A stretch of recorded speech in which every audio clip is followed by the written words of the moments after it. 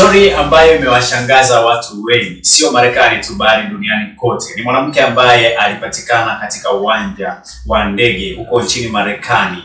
Lakini walipokagua passport yake, passport inaonyesha kwamba ametoka katika nchi ya Torenza. Wataalamu pale airport walipoanza kuchunguza, hiyo nchi haijawahi kutokea katika ramani ya dunia, wala hiyo nchi haionekani iko sehemu gani. Baadaye maafisa polisi wakamchukua na kuweza kumfanyia mahojiano.